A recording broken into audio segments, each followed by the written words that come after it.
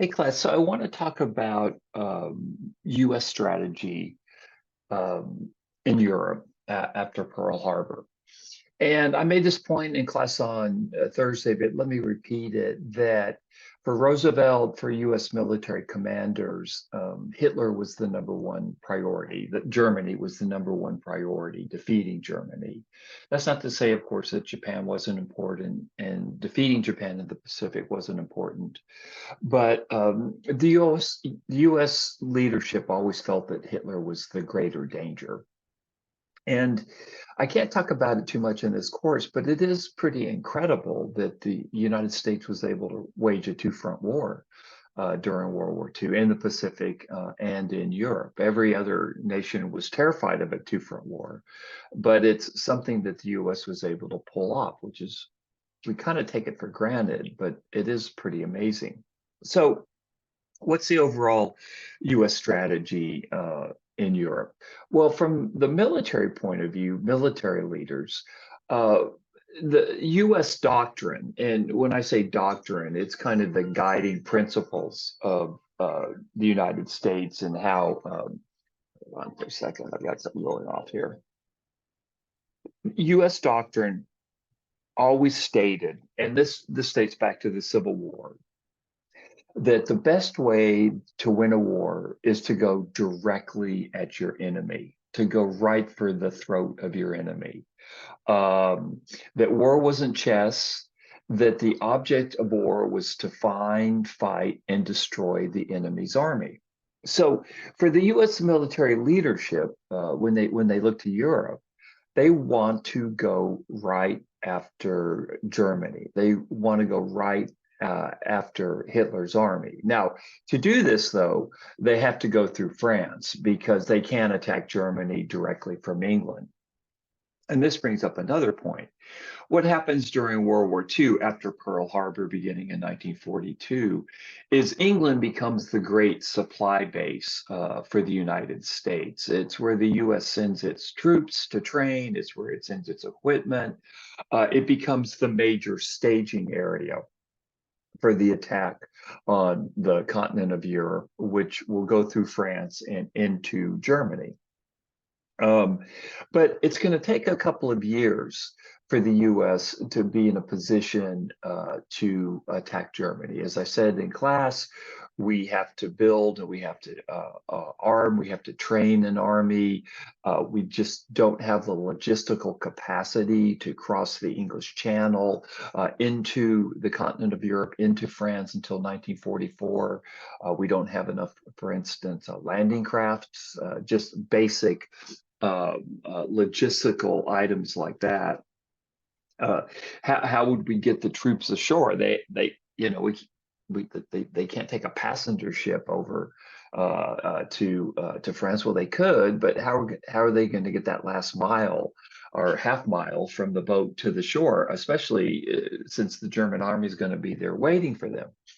So it's going to take the United States until June of 1944 uh, to get to what military leaders want, which is to get into France and then from France to strike directly at the German army through France into Germany.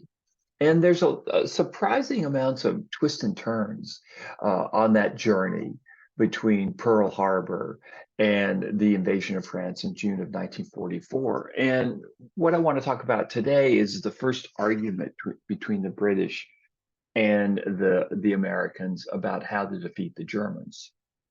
So the British and the Americans had significant disagreements or one significant disagreement about how to defeat the Germans.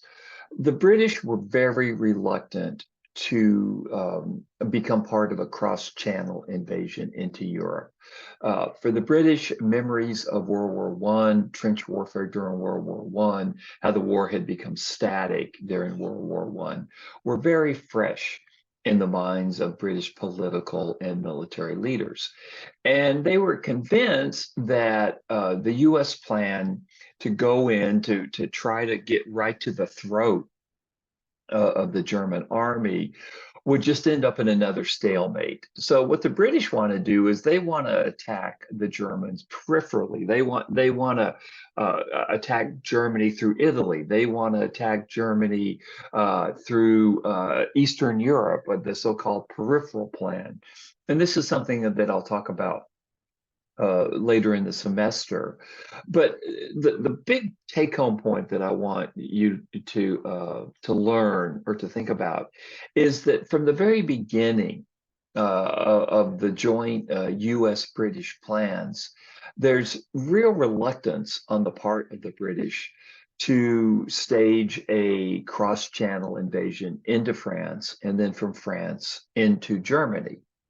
The British would prefer to attack the Germans from different directions, not directly, not through France.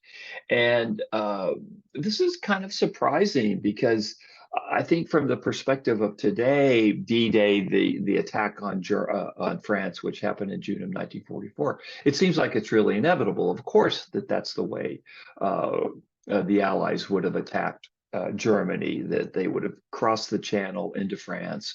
Then from France, they would move into Germany. But there were quite a few disagreements or very powerful disagreements about the wisdom of crossing the channel and going into France. And again, to repeat, the British are terrified, and I don't think that's too strong a word, of another situation as happened in World War I, where Allied troops get into France, they cross the English Channel into France, and then they get stuck in kind of a trench warfare kind of a situation. Whereas the Americans poo-pooed the fear of the British. They want to get into France, and they also argued, look, what we have now in the 1940s, we have tanks, we have mobility, we have different ways that can avoid trench warfare. So the British concerns about trench warfare were completely misplaced. Now, the Americans, of course, are eventually going to win this argument. And we do have a cross-channel invasion with British, with American, with Canadian, Polish troops, the Allies. There is a cross-channel invasion. So the British will ultimately lose this fight.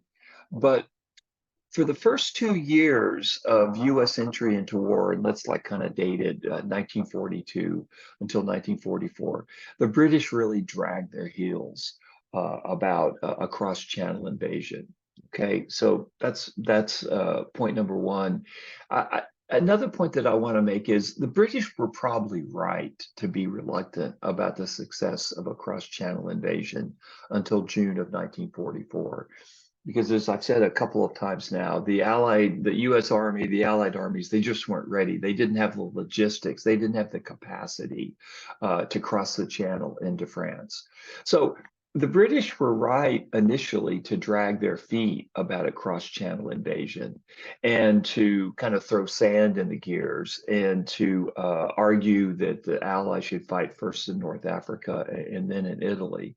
But ultimately, the U.S.